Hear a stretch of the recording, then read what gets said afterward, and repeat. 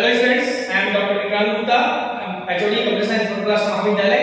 और फिर मैं एक नया लेक्चर लेकर के आया हूं आपके लिए, जो बहुत ही इंपॉर्टेंट कॉन्सेप्ट है। इसके प्रीवियस लेक्चर में ही मैंने बात की थी आपसे कि सिग्नल क्या होता है, सिग्नल कितने प्रकार के होते हैं, उसका प्रारूप कैसा होता है और ट्रांसमिशन में सिग्नल का क्या योगदान है। यानी ट्रांसमिशन जब हम प्रसारण की बात करते हैं तो सिग्नल क्या कार्य करता है वहां पर, और ट्रांसमिशन कितने प्रकार के होते हैं, इस पर हमने डिटेल पे चर्चा की थी।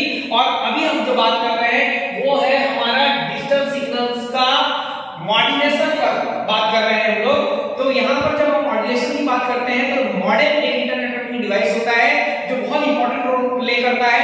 जब भी हम एक सिग्नल को एक स्थान से दूसरे स्थान पर फॉरवर्ड करते हैं या ट्रांसमिट करते हैं तो वहां पर मॉडेम क्या करता है, उसके डिजिटल पैटर्न को एनालॉग पैटर्न में कन्वर्ट करने का काम करता है और इस प्रक्रिया को हम बोलते हैं मॉड्यूलेशन। ठीक है।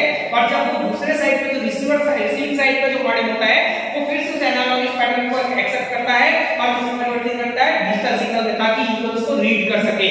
लेकिन जब हम बात करते हैं यहाँ पर मॉड्यूलेशन टेक्निक की, तो मॉड्यूलेशन का अर्थ होता है डिजिटल सिग्नल को एनालॉग पैटर्न में कन्वर्ट करने की। तो जब भी हम देखते हैं कि मॉड्यूलेशन की तकनीक यहाँ पर बात होती है तो यहाँ मुख्य रूप से 3 प्रकार के मॉड्यूलेशन होते हैं।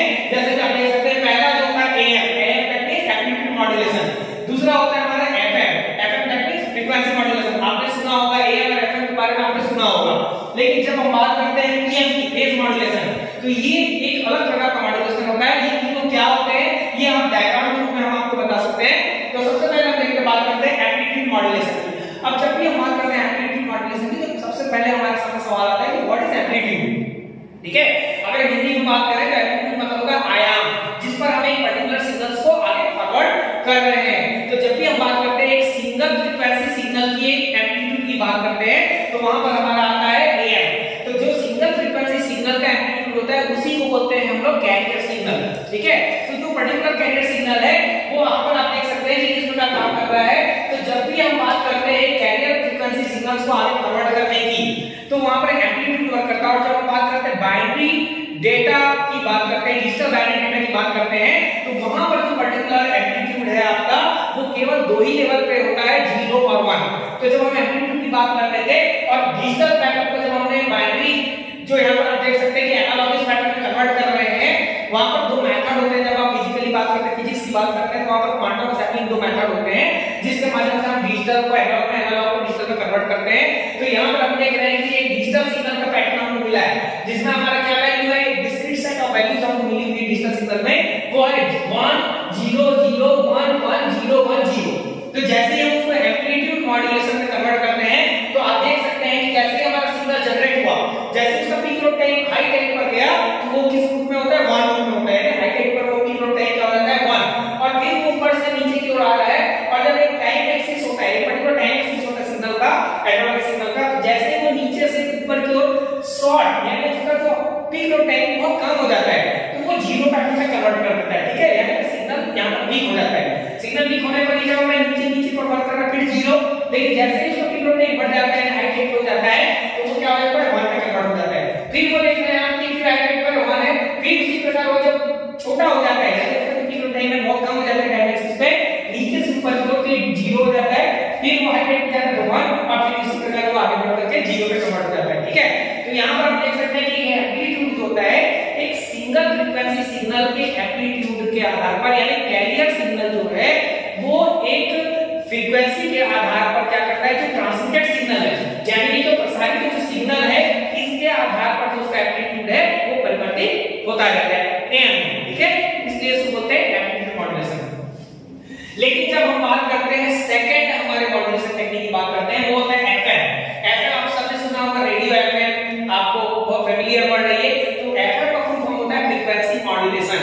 यहां पर जब हम फ्रीक्वेंसी मॉड्यूलेशन की बात करते हैं तो हमारे सामने क्या हो रहा है कि जब हम एक फिक्स्ड एम्पलीट्यूड की बात कर रहे हैं, ठीक है, यहां पर फ्रीक्वेंसी मॉड्यूलेशन में क्या होता है, जो सिग्नल है वो उसका कैरियर सिग्नल जो होता है वो फिक्स्ड एम्पलीट्यूड पर वर्क करता है। आप देख सकते हैं कि टाइम एक्सिस है और चाहे वो 1 पे जनरेट कर रहा हो चाहे वो 0 हो, उसका एक जो साइज है आपका फ्रीक्वेंसी की जो साइज है, उसका जो एम्पलीट्यूड है वो फिक्स्ड है, एक ही फिक्स्ड मॉड्यूलेशन पर वर्क कर रहा है, फ्रीक्वेंसी मॉड्यूलेशन पे वर्क कर रहा है। लेकिन यहां पर बात आती है लोअर बिट रेट जो बात करते हैं मॉडेम की, तो लोअर बिट रेट मॉडेम जो है यहां पर 300 से 1200 वर्ड पे वर्क करता है। ठीक है।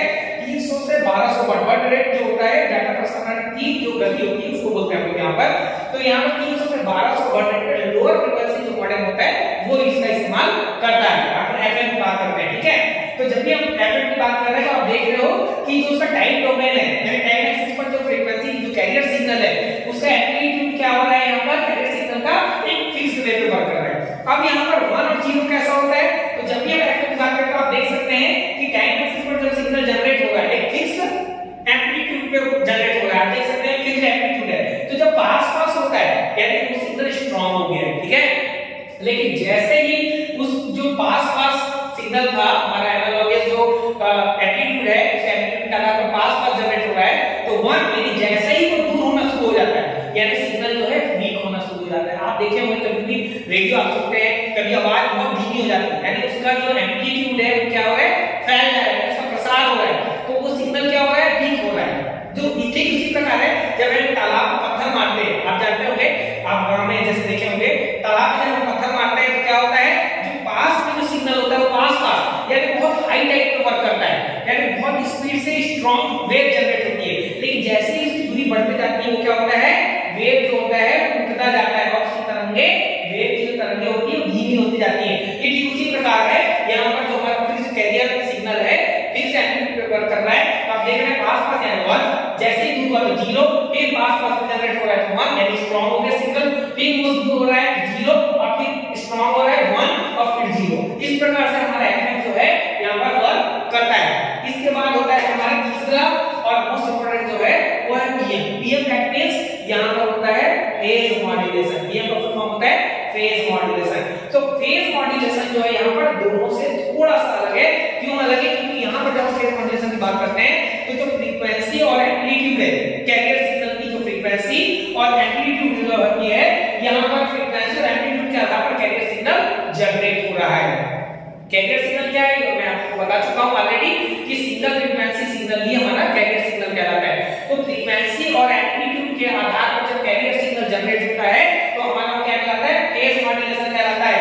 यहां पर जब हम वेव का 1 साइकिल की बात करते हैं तो एक साइकिल को 360 डिग्री का व्यू जनरेट कर रहा होता है यानी फ्रीक्वेंसी जनरेट कर रहा है। तो जब एम्पलीट्यूड जनरेट हो रहा है तो 360 डिग्री पे बेसिकली वर्क कर रहा है और ये साथ ही साथ जो पीएम है हमारा फेज मॉड्यूलेशन है ये क्या कर रहा है, ये साथ ही साथ जो सिग्नल है यानी जो हमारा कैरियर सिग्नल है उसके टाइम शिफ्ट को मेजर करता है और टाइम शिफ्ट को मेजर करने के साथ साथ वो आपका जो उसका रेट है यानी उसके जो डेटा रेट होता है भेजने की जो गति होती है दर होता है उसको भी क्या कर रहा है, मेजर कर रहा है। अर्थात डिग्री और टाइम शिफ्ट दोनों को ये मेजर करने का काम कर रहा है पीएम में। फेज मॉड्यूलेशन में डिग्री जो 360 डिग्री का एंगल बन रहा है यहाँ पर 360 डिग्री पे फ्रीक्वेंसी जनरेट हो रही है, एम्पलीट्यूड जनरेट हो रहा है, उसके साथ साथ ये क्या कर रहा है, डिग्री और टाइम शिफ्ट दोनों को मेजर करने का कार्य कर रहा है।